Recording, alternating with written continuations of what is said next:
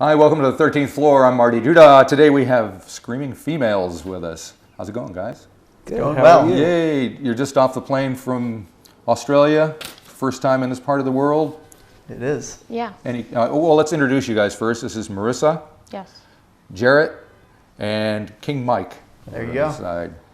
Bass, drums, guitar, and vocals, right? Mm-hmm.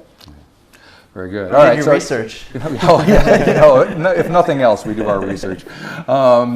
So, first impressions of playing down in this part of the planet. What's it like? Anything? Is it different than anything else, or you just get out of the van and start playing? I mean, everywhere is a little different that we've traveled around in the world, which is a good thing, right? You hope that there's some variety in human life. Yeah, that'd be nice. But we haven't played any shows in New Zealand yet, but in Australia, I think we all found it really comfortable. It had like certain aspects were similar to the United States as far as the shows went. It was they let you play at a loud volume, yes. Whereas in Europe, everywhere wants you to play like below an amplifier's volume, which is I never really heard that difficult. Before, right? Yeah, I'm learning something new. They have decibel limits in France and in the UK now. Right. So, and the decibel limits are literally below what a drum set plays at, like unmiked in a lot of places, which makes it really difficult. And is there somebody sitting there with a level? They have like a little meters on meter on the wall, and in some places, especially in France, if the meter goes over, it turns the power off. Oh man, that's tough. And you guys are pretty loud, right? Yeah, usually we're actually really loud, but there it's like, Mike's always like, I just can't hear myself, whatever. So the experience in Australia was, we could hear ourselves. It was nice. Oh, good. Well, I think you'll be able to hear yourself here as well. I don't think we have anything going on like that. And you guys have been touring fairly relentlessly for like the last 10 years, right? Has touring changed at all? Is it different? You know, everybody talks about how the music business itself has changed, but life on the road, is it pretty much the same? There's more vegetarian stuff at the websites. Rest stops. At the rest stops. That's a good Which thing. are like websites for peeing. I think it's changed a lot for us. I don't know how much our story relates to like a broader music industry, but at least in the U.S., we came up through and lived in a world that was very disconnected from like what was popular on the internet and what was, I don't know, there was this whole DIY network in the U.S. that really didn't care about a broader industry's like concerns. Mm-hmm. And we self-released multiple records and went on giant tours for years without ever really having any mentions in media or press, really, and it didn't really concern us. We had a great time. It was like, I don't know, it was my life, you know. And rock and roll has kind of gone underground again, hasn't it? It's not really the mainstream anymore. But now I feel like there's a lot more industry involved in underground music. Like, it's very rare that you see a band that's out touring that doesn't have management or a label or lawyers or a booking agent. And we have a lot of that stuff now. We still are self-managed. We've been working with the same label for a number of years now that's from the same hometown that we are.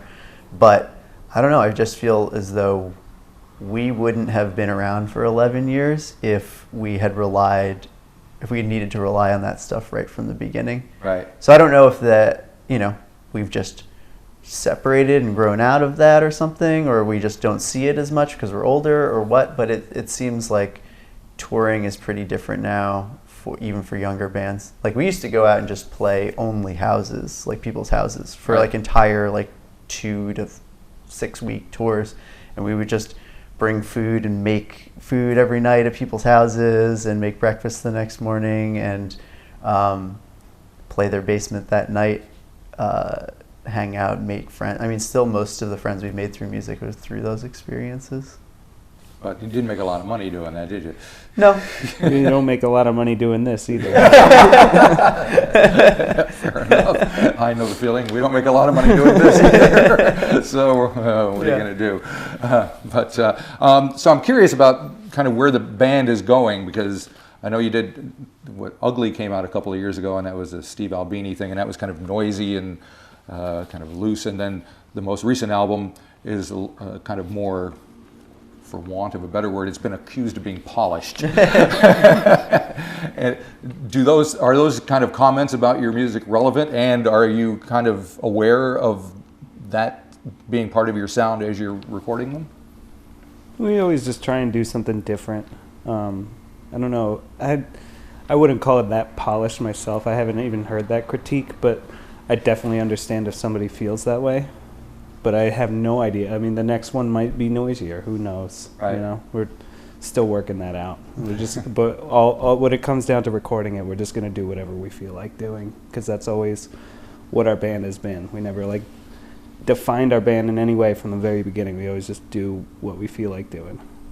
So it's been kind of a year and a half or so since the previous record. Are you in the process of thinking about that next record now? Yeah, we've got a batch of songs. We're still working on them, but yeah, nothing real. No real plans. Just There was something that was just released on like a deluxe edition. Yeah, so our latest album, Rose Mountain, it came out, like you were saying, a year and a half ago, and being that this is the first time we've come to this part of the world, we kind of wanted to reintroduce that album. So we, through all the digital outlets, we released a special edition of it here that isn't available anywhere else in the world other than New Zealand and Australia, that has some B-sides from when we were recording the album, and then a demo that Marissa recorded by herself leading up to the album. I think the one I heard was Skeleton? Yep. Yeah. That was one of the studio B-sides. Didn't quite make the record, huh? Originally? Yeah, so the previous two albums we had done were a live album that was a double LP, and Ugly, which is a studio album, was a double LP. So when we were going into the project of making Rose Mountain, we really wanted to try to make a different record. That's why we worked with someone different. We worked with a producer for the first time. We tried to write our songs a little bit differently, and all of it was about being more concise and just really focused. Mm-hmm.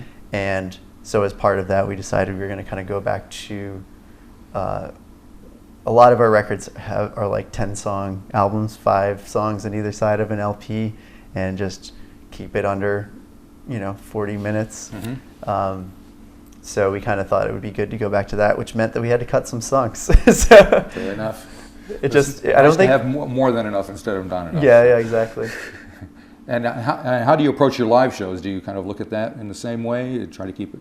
Do you think about it in terms of getting in there and getting out, or do you just take it as it comes, depending on the day? We all look to you for the answer.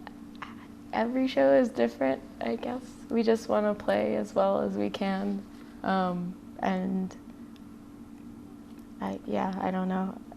I just try to play as well as I can. Do you guys kind of huddle together and discuss what you're going to do on any particular night, or do you just kind of see what happens? We usually, I write the set list usually half hour before we play or whatever. We try to play different set every night, give or take a handful of songs. And we like to improvise a lot within certain songs.